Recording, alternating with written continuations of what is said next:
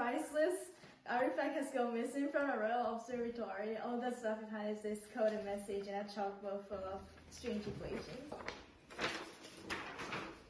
Are these middle school math problems? Watson, please, these are systems of nonlinear equations, far more devious than they appear. If we can find the solutions of these problems, we may spot the thieves in the crowd. Observe! We're not only solving these problems, we're spotting the thieves in the crowd by these equations. The solution points represent the locations on the map of London. Like X and Y coordinates? Correct. Let's begin solving these equations by graphing. Bring me a piece of paper and a pen, please. Okay, let's solve this nonlinear system by graphing both equations. The first equation is y equals to x squared, which is a parabola. And y equals to 6 minus x obviously is a straight line. Let's first graph the parabola first, y equals to x squared. What kind of graph is this? This is a parabola that opens upward, shaped like an U. We already know that it opens upward because the a value is 1, which is positive, so it opens upward. First, let's find the vertex. The vertex is the most important point in a parabola, which is either the highest point or the lowest point in this parabola. In this case, where the parabola opens upward, we already know that it is the lowest point on this graph. For y equals to x squared, the vertex is always at 0, 0.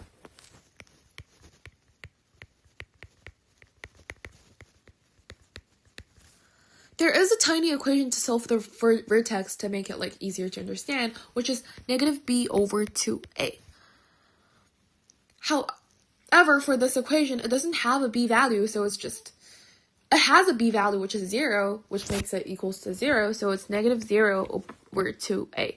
In this case, a is 1, so it's negative 0 over 2, which is 0. So we already know the x value of this vertex is 0, and let's just plug it back in. Y equals to 0 squared, since we already know the x value of this graph is of the vertex for this graph is 0, so y just also equals to 0. So the vertex is 0, 0. So let's just make a graph and plot the point 0 and 0 on the graph.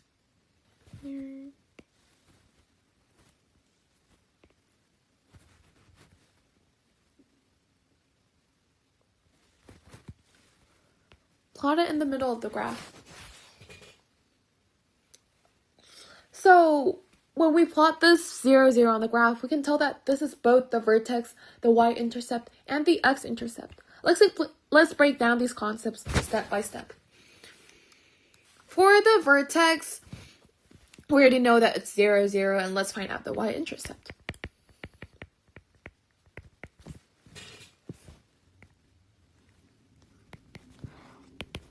Okay, the y-intercept equals to the point where x equals to 0 for this equation. So when x equals to 0, it is y equals to x squared, which is y equals to 0, so it's 0, 0.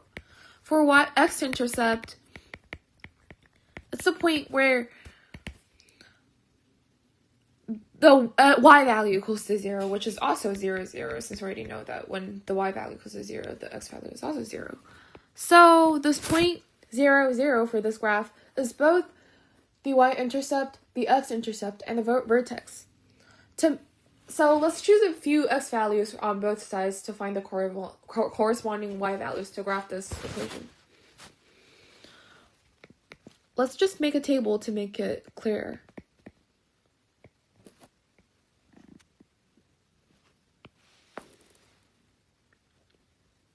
Okay. I'll just plot in random points for x since we're just graphing. I'll also make these points smaller so it's easy for me to calculate. Y equals to x squared, negative 3 squared equals to 9, negative 2 squared equals to 4, 1, 0, 1, 4, 9. So, since I already know that these are all the coordinates for this graph, let's just plug them in. Negative 3, 9.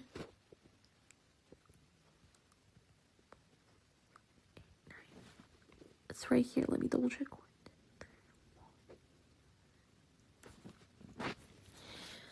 And -2, 4 is here.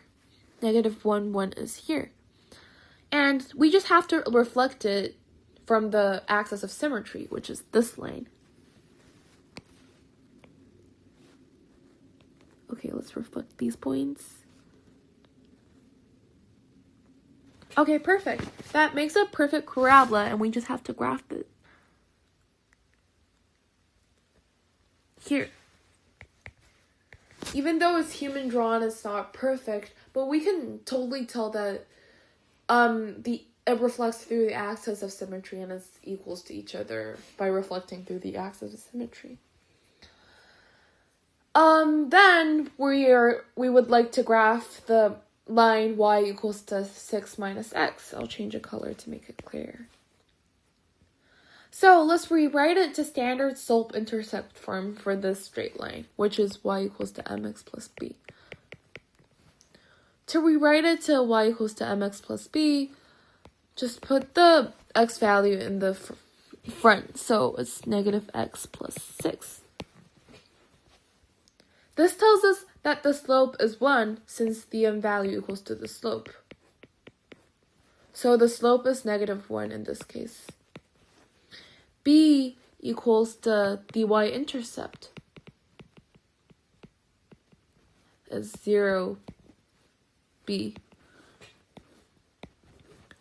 So in this case, the y-intercept is 0, positive 6. So since we already knew what the y-intercept is, let's just plot it on the graph.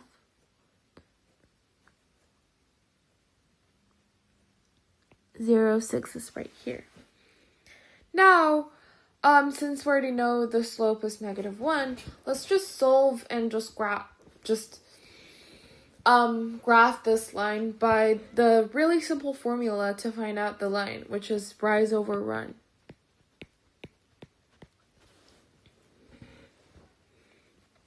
Rise over run, for this one, rise is -1, goes back, and run is here.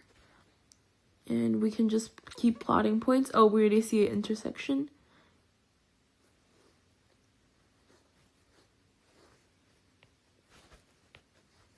Oh, another intersection.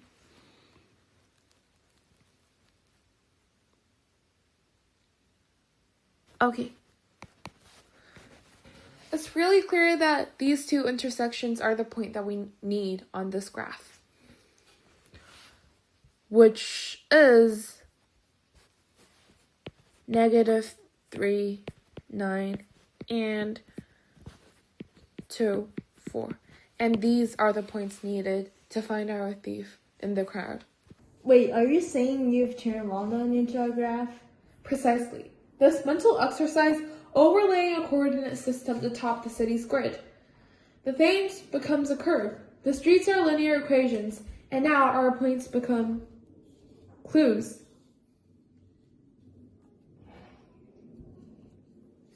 Let me see. 2, 4. That falls near Covent Garden, does it not? Indeed, specifically Maiden Lane, a quiet corner, yet quite close to several antiquities dealers. And -3, 9. That's well north, near Regent's Park? Exactly. There's a disused observatory outpost here, closed since the 1870s. No doubt the thief used it to observe the Royal Observatory routines. The 2 points form not just destinations, but phases in a plan: reconnaissance and disposal. So the equations give us their path from first the thieves watched from afar. Then they escaped through the alleys near Covent Garden. Precisely. And it's no coincidence the line intersects the parabola at just those points. It is a path that crossed a boundary, both metaphorically and geographically. Then what are we waiting for? I'll dispatch men to both sides. Careful, Lestrade. Spoke them too soon, and we may lose everything. Let us solve the next system, if there is one. See if the pattern holds. If these coordinates trace a row, then the next pair will tell us where it ends. A mathematical breadcrumb trail. Exactly. Let's move to the next clue. To solve this problem, you can use substitution.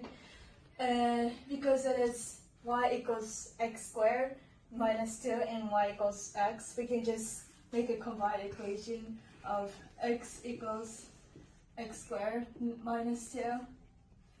And we want to make sure that all terms are on one side and it's in the sign form, so we want to make it x squared minus x minus 2 equals 0. And now we can use factoring to find the value of x. So we have to find two numbers that multiply to -2 and add up to -1.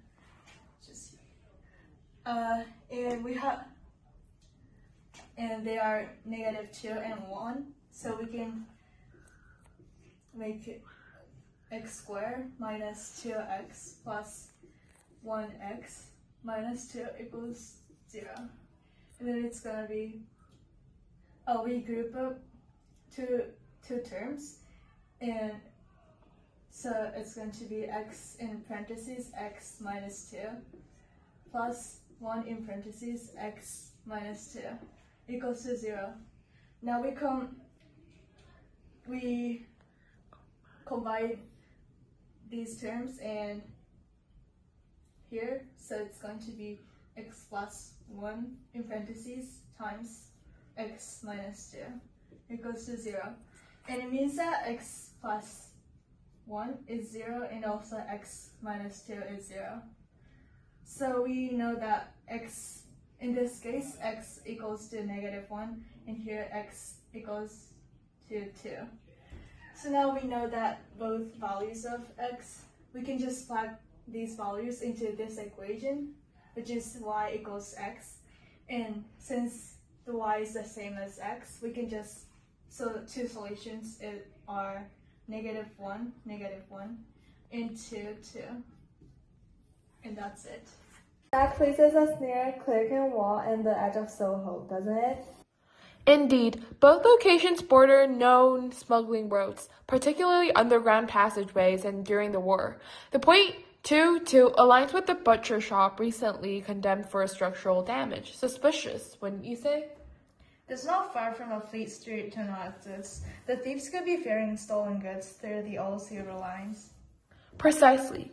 And one -1 falls in construction zones, where the city has torn up pavement for glass lines repairs, easily cover for suspicious movements. So they are not just choosing locations, they're using much math to encode transit points through the city. Yes, each solution is not just a clue, it's a code. They're building a map we're only just beginning to read. Then what do we do next? We send a man to both locations. Quiet. Sir, another side. Near the old bookbinding shop on Rose Street, we found a piece of paper with equations behind the false wall. Let me see that. Another pair of equations. It's y equals to x squared and -4x plus y equals to 5. First we plus 4x on both sides, and then we got y equals 5 plus 4x.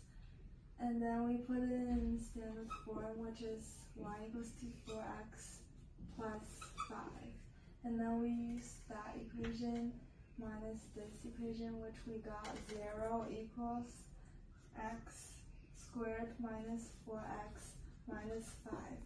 And we need two numbers that multiplies to -5 add up to -4, which is 1 and -5, which we got 1 x plus 1 and x minus 5, and then equal to 0.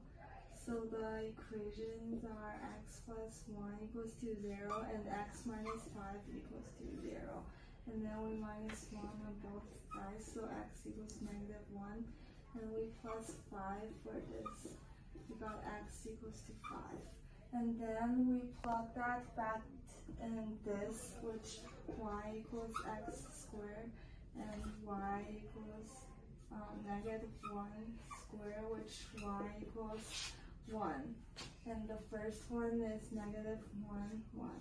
The second one is y equals 5 squared, which we got 25 for y. So the solution is 525. We've got 2 more coordinates. Are they significant? Let us see. -1, 1. It aligns with the disused stage door behind the Royal Opera House. Watson, do you recall the scandal last winter involving a forged ticket and hidden compartments in the dressing rooms? Vividly. And 522. That place is just near Hampstead. There's a carriage rental depot here, close to the forest edge. That's him. Let's see if the math truly adds up.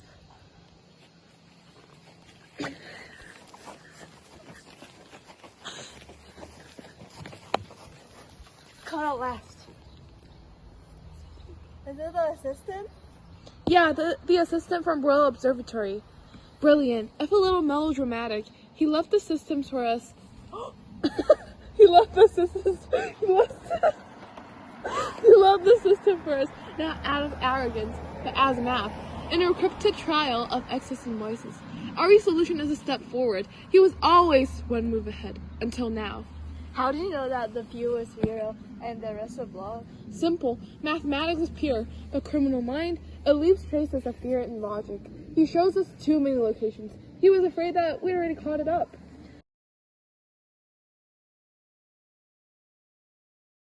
Quite right, Watson. Now let's get him to Scotland Yard. I need my tea soon.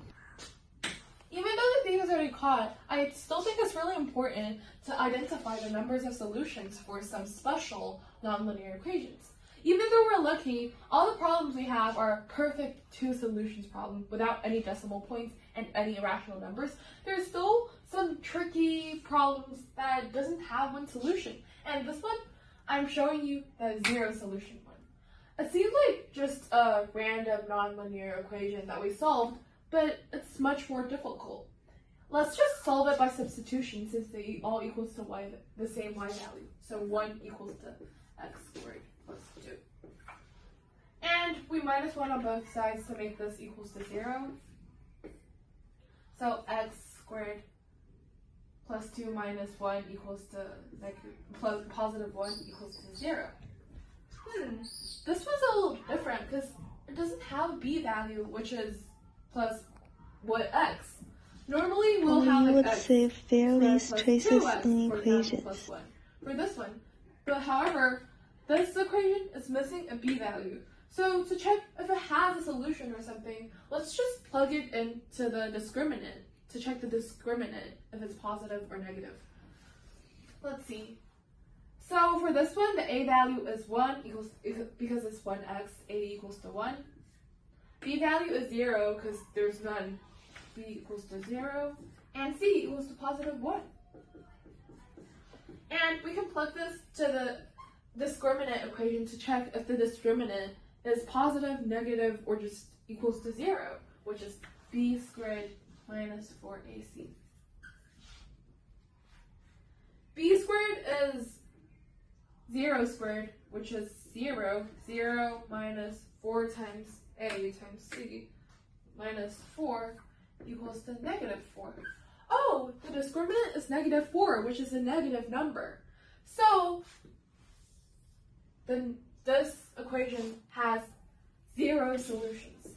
Because if the discriminant is negative, just don't do it. Because there's no solution, it's impossible for you to solve this. So, this question has 0 solutions.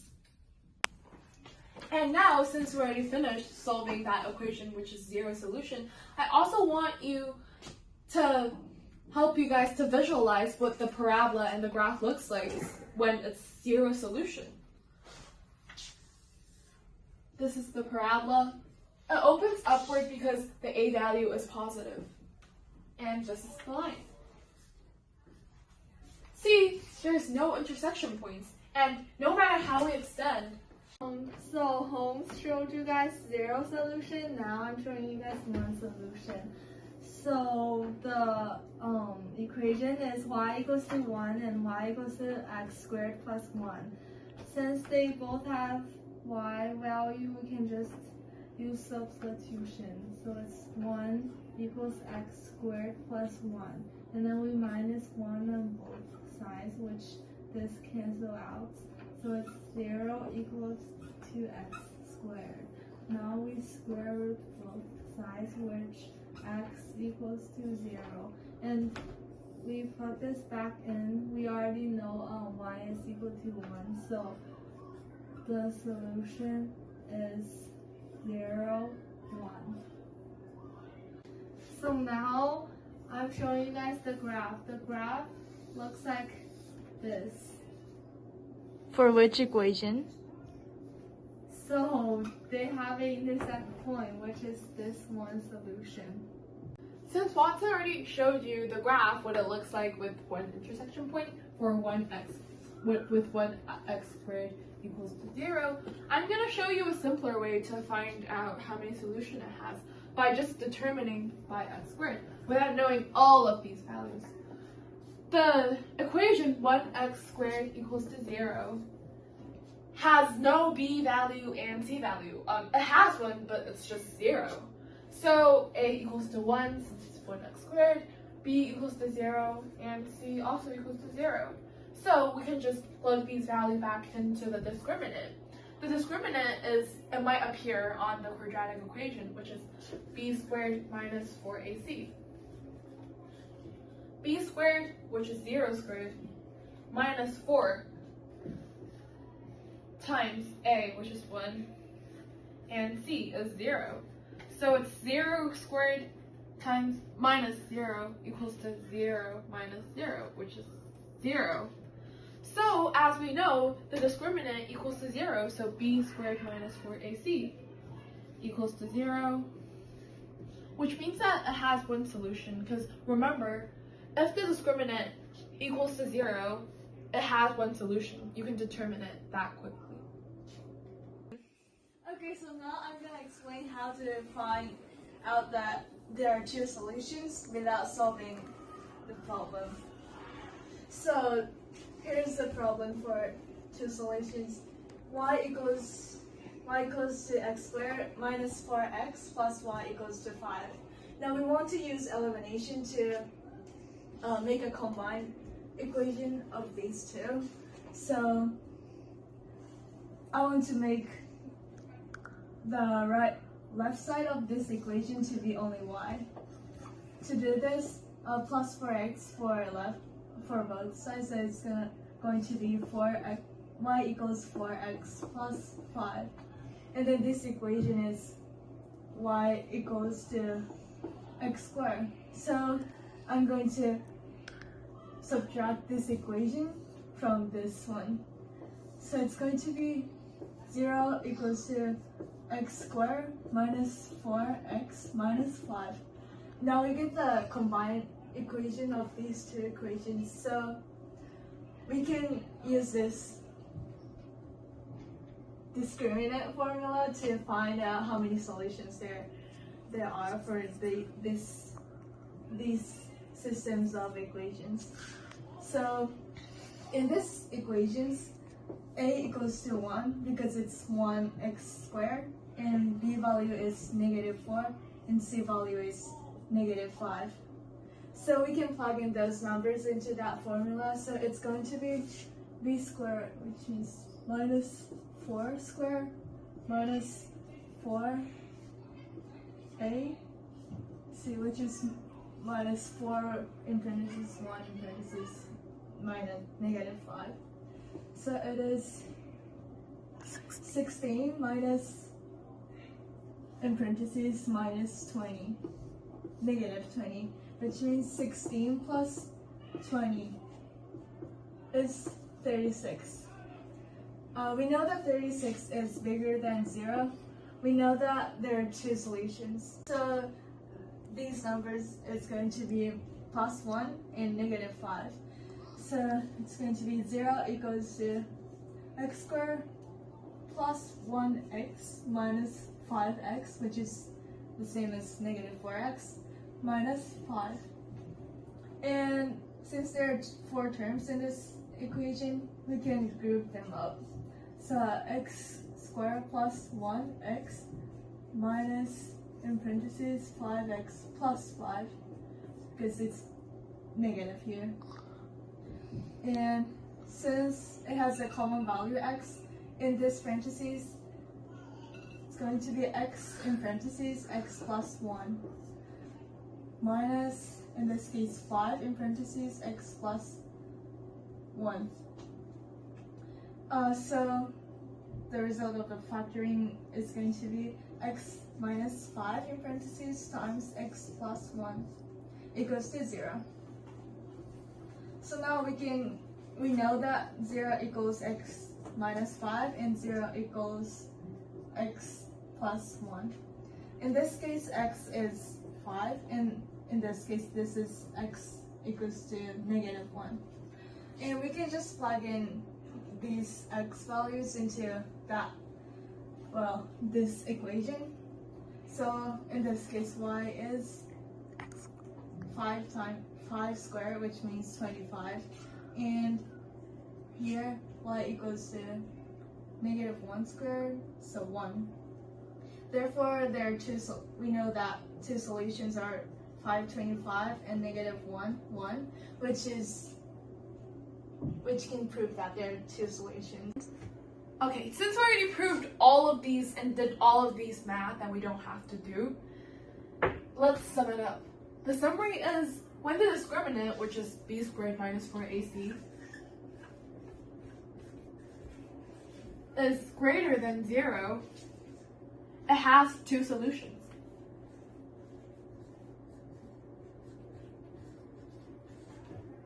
And the graph will look like this. Oh, this is a parabola, and there will be 2 intersection points, and this one. And if the discriminant b squared minus 4ac equals to 0, which we did on the second problem, the parabola will look like this. Oh. With 1 intersection point.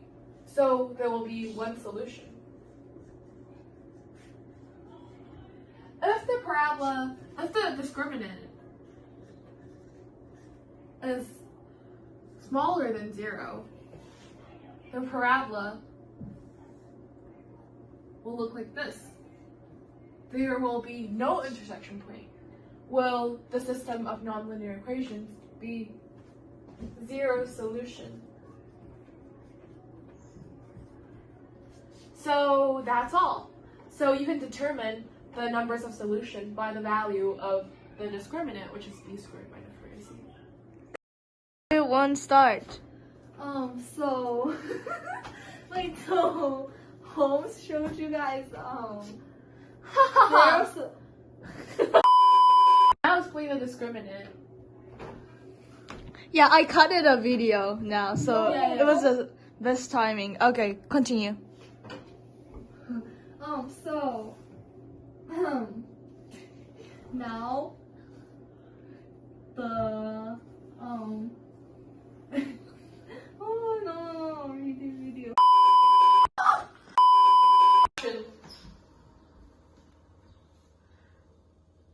Action! I found this in a desk drawer. It could be another clue. Another mathematical equation. X equals to what?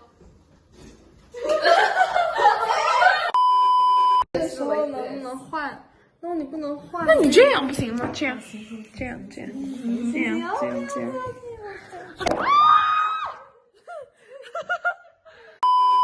How we extend? There's no way that these two intersect.